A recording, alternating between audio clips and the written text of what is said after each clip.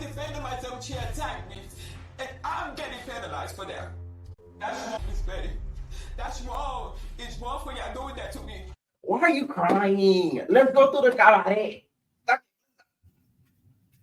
Come to the cabaret. And Jocelyn and this bitch. Yo, bitches wanna play games with me, but I'm here to straight I tell you no. Wanna play games with me, but I'm here to straight I tell you no. Just wanna play games with me, but I'm here to straight I tell you no. Wanna play games with me, but I'm here to straight I tell you no. Just wanna play games with me, but I'm here to straight I tell you no. Rican mamacita, yeah, I run this shit, you know. It's slutty bitches and ain't got shit on me. Let you know, esta rica, muy vainilla, no yo rica, mi booty la. Tu dinero para el pussy. Tu dinero para el pussy. Tu dinero para tu dinero para tu dinero para el pussy.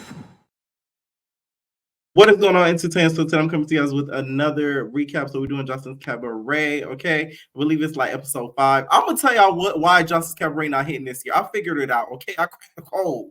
All right, so Jocelyn comes into bed with Ballistic with her Erica Badu hat, okay? Talking about you better go Zayra. At least she knows where she got the inspiration from, okay? So she comes with her Big W case out and she starts talking about some of the girls. She says that she's not too happy that Lucky's back. She thinks she's a blood-sucking vampire. She's like, she's a blood-sucking evil soul. And that is why her eye bags are so big. Because God said, look at you. You evil bitch. And that's why you're going to have these eye bags. So she claims that the reason why Lucky got him eye bags, not because of lack of sleep, is because she's a blood-sucking vampire and, you know, a traitor. So that's why she got them big eye bags under her eyes. So Ballistic and Jocelyn move on to Abby. And Jocelyn talks about how she was so, you know, fascinated by, you know, Abby's Hello Kitty. Okay. She saw the Hello Kitty and she said that, you know, Abby looked like she was stingy with her cootie cat. How you do me like that? Because I'm stingy with my cootie cat. Stingy with my cootie cat. Okay. Because she says that Abby's hoo-ha and kitty cat looks like it's never gotten touched. Okay. She says the cuts, the slip, the doctor basically did a good job. Okay, it looks realistic. It looks good. All right. Ballistic's so ignorant. He was like, well, like, how did she get it from like a dead person? Something about Ballistic gives me the vibes that he knows exactly how it's done. I'm just saying, okay? So, you know, let's not try to act, you know, pure here, like you don't know how it's really done, okay? I just felt like he was trying to act like he didn't know, okay? Like, you physically cannot put a private part of an unalive person on a live person. Like, that's common sense. So, like, come on, Ballistic. So, Abby and Daisy talk outside of the house and they're talking about how they like the house so far. Apparently, they put Abby in the attic. I thought the house was big enough for for all of the girls. Okay, house as big as Yummy P's wig. Like that's crazy. Okay, so Natural and Lucky join, and Lucky has a shirt that says her eye bags and money bags are money bags. Her eye bags are basically money bags, but they're not actually eye bags. And I'm like, okay, whatever. If that helps you, you know, sleep at night, Lucky. Get some sleep. I'm like, Lucky got some sort of procedure to get the eye bags rid of. I have a little bit of dark circles due to, you know, me working like late night stuff on the computer and stuff. So it's like, I get it. I get it. Okay. So they keep talking about Abby being the first T-girl of the season and how she reacted to Jocelyn looking at her Hello Kitty. So they asked her, they're like, how did you react when she asked, you know, how did you feel when she asked to see your Hello Kitty? All right. And she basically, she seemed uncomfortable, but she didn't want to say it. Abby's playing a strategic game so she can stay in the cabaret. Okay? She wants the bitches don't want to play games with me, so I need to tell you is no like she playing that long game. So I see what you're doing, Abby. So Yummy and at this another thing, Abby. These girls are not superstars. Okay? I get you're being nice, but it's becoming too over complimentary. Okay?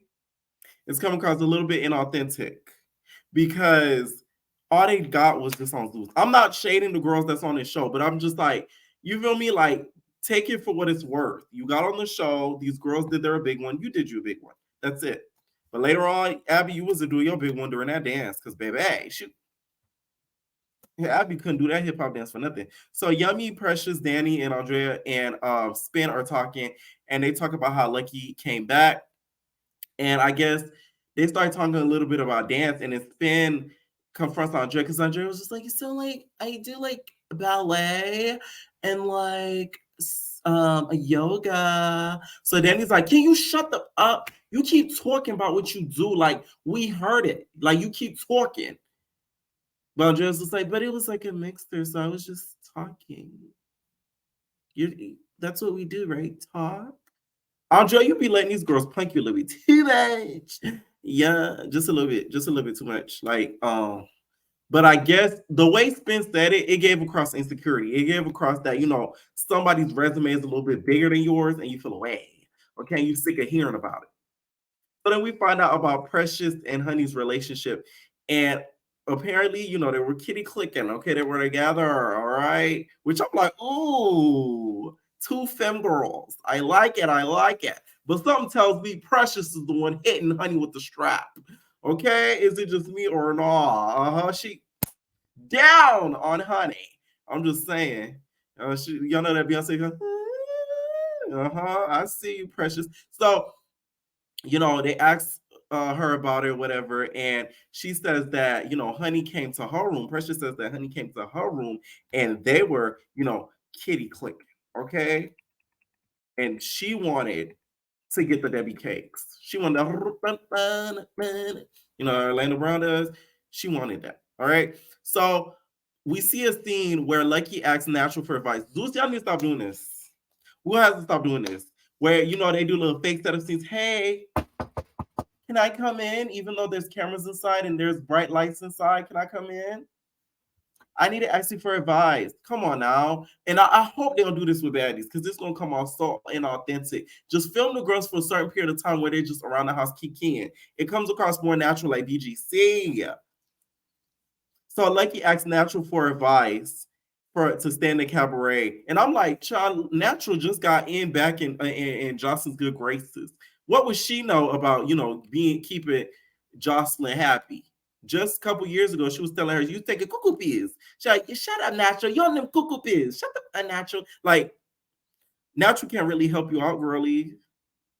And I figured out what this season is missing. Jocelyn. Jocelyn's not in the house with them. So the fact that Jocelyn's not in the house with them is coming across kind of dead. Like, what we missed is, y'all remember when Jocelyn would kind of come in the house and sort of, kiki with the girls or sort of like read them and whatever, like, be like, what you doing? Look at you. I smell stink pussy. What was that? Like, we are missing that. That's why the season, I feel like, isn't hitting like that. And I figured it out as I was watching the episode. I'm like, where is Jocelyn? So now it's making sense. Okay. Lucky says she feels like an orphan because season 2, she was about a bitch. And I'm like, well, you're show hopping and you're network hopping and you're basically what I think Lucky figured out is not STV wasn't what she deemed it to be. She knew that she wasn't getting a season 2 of Coming Up LA, which is on STV. And she decided, hey, let me just stop going and stop doing business with them. Let me try to get back in Zeus's good graces. That's what it's given to me. Okay? I'm just saying. Sorry. All right, so Honey, T-Love, and Wet Wet in Egypt are talking in the kitchen. They talk about the girls that get picked and who's the weakest link. The way that T-Love read Wet Wet, Wet Wet, you should have left the house after that. She was just like, well, Wet Wet, I think you the weakest link. I mean, your titties is rock as bricks. Your teeth is messed up. It looks like train tracks. Your wig is uneven. Your hairline messed up. You're not even that cute. You ugly. You skinny. You need to gain more weight. I said, thou shalt not judge, T-Love. Oh, my God. Y'all know I'm not the biggest fan of Wet Wet, but I was like, you went in for the kill. And it was so out of nowhere. That's what made it worse. I was like, damn, she got you, Wet Wet. And it was getting on Wet Wet nerves because Wet Wet was like, oh, yeah? Oh yeah, yeah. You know, this is when Wet Wet doesn't have a response. She starts caressing her titty. She yeah, and I'm like, Wet Wet, she getting you, girl. You don't know what to say. Cat got your tongue, or no, Precious got your tongue. All right, she got you together. I will say though, T Love, you want to talk because I don't know if your hair you was trying to do finger waves, but Jaylamina ate you up with that one, okay? So you over here trying to judge Wet Wet. Your finger waves not finger waving, okay? They drowning. Oh, I'm just saying. So Wet Wet, you could have had a good comeback with that, but you know Wet Wet, not, she don't think too quick on her feet, okay? Because Jayla does the ball look better. Just saying. So Honey says that she was feeling lucky and that's why she kind of wanted her to stay. And she knows her people, Shabazz. If you guys don't know, Shabazz is Lucky's ex. I think he worked with her on Coming Up LA and I think a little bit on Now That's TV or whatever. But that's her ex. I don't know if they're still together now, but that's who Shabazz is. Okay. She was talking about the game Shabazz.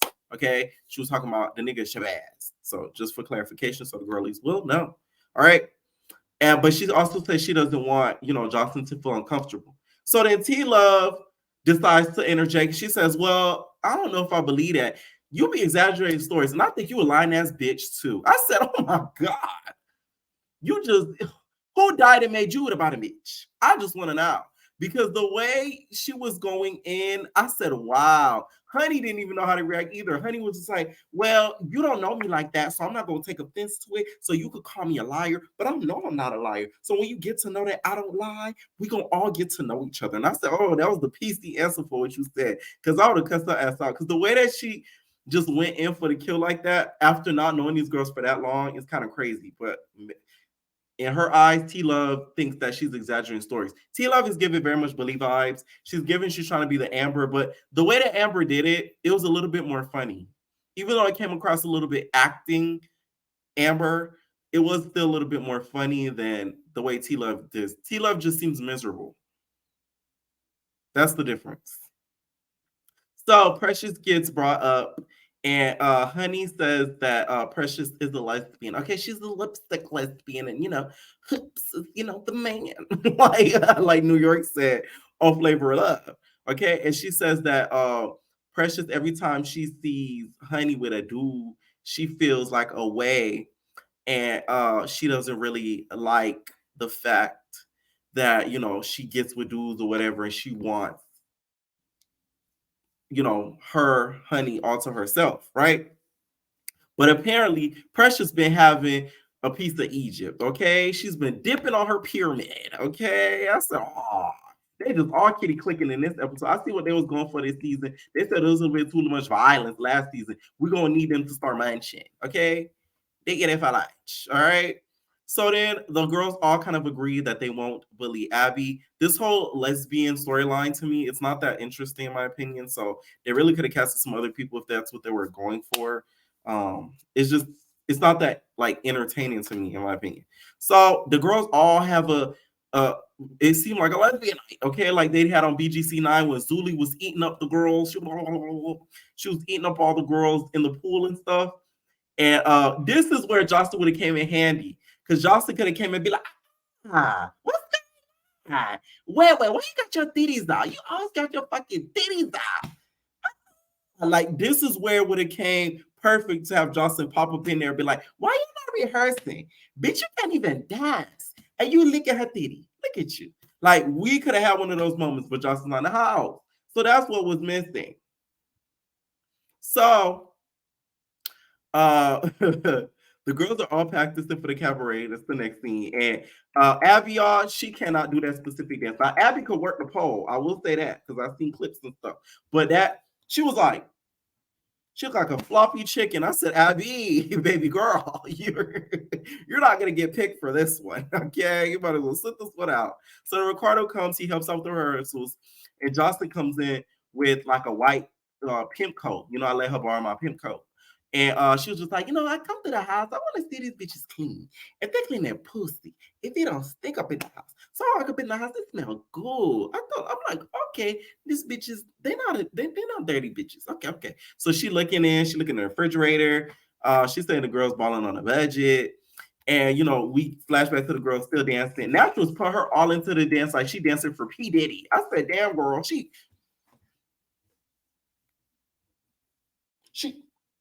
I was like, okay, Natural, let me find out you gonna be on Making the Band Part 2, because baby, she was putting her all into it.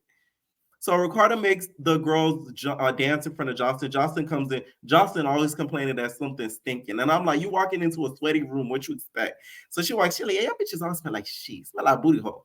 So she comes in, they start dancing in front of Ricardo. After the dance, you guys, mind you, the girls are exhausted. And we get a new confessional. Now, Yummy P, you're going to have to stop playing with me. Because this wig, I don't know. It's just ridiculous. At this point, I really feel like you're trolling me. I think you watch me and you're like, oh, I'm gonna wear these wigs so I could be talked about a lot. Because what's up with this strawberry shortcut wig? Okay, it's giving Pinky the porn star. Like, that is crazy.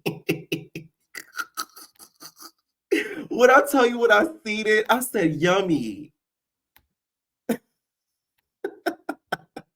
Like, yummy. Yummy. What are we gonna do with you? I gagged. I really did. I said, oh my God, this wig is so bad. It literally looks like a Party City wig. Like, that's one of them wigs you get at Party City. Okay, you was better off with the Patty wig.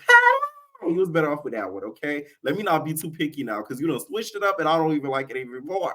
So then Jocelyn, after the girls kind of stopped rehearsing, she's like, Lucky, get the fuck out the room. Fuck you looking at? Get the fuck out. I'm like, Lucky can't win for losing. So she gets up out of the room. Even Ricardo was defending Lucky. She was just like, is she excommunicated from the group? Because she could dance. And Jocelyn's like, I don't give a fuck. Like, she's a snake ass. Like, when you walk up in the room, you can feel that bitch's energy. She's a hateful bitch. So Ricardo was still defending her. She was just like, well, to be honest, she's coming for some of these girls' spots. She could really dance. Jocelyn didn't give a crap what she had to say. She's like, do your job. Don't you choreography? Shut up. Dance, nigga. Dance. Fuck. So she taking off her jacket. She could care less. Which is so rude. That's all. Jocelyn be trying it. I couldn't work with her. Okay, I interview you, but work with you. I hate being talked to like that. Like, no. All right. So apparently Andrea kept effing up. Ricardo had to tell her to kind of stop effing up. And then next thing you know, we get a little scene to where Wet Wet, I think the read didn't hit Wet Wet until later on, when she probably looked in the mirror and was like,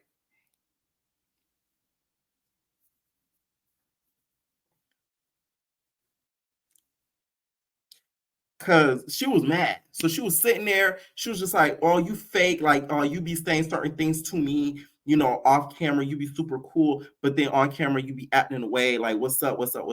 So they start going back and forth. She was just like, no, I'm just a real ass bitch. Tila, I'm just a real ass bitch. No, you're miserable. Like, it's giving very much miserable. So they start going back and forth. Wet Wet proceeds to hop on the couch and starts booka baka boo. But she ends up on the floor too. So I'm like, you attempted to, Wet Wet. And it was well deserved. Y'all know that we living for Wet Wet, but T-Love, you was going in for the kill. I did agree with some of the things you said, though. No shade. Okay. Next episode looks really, really good. Daisy, you out here bleeding for the Cabaret? I don't think it's that worth it. Okay. Let me know what y'all think down below. And do you guys think I made the Cabaret just from my performance? Leave your comments down below. And we out, baby. No personal thing.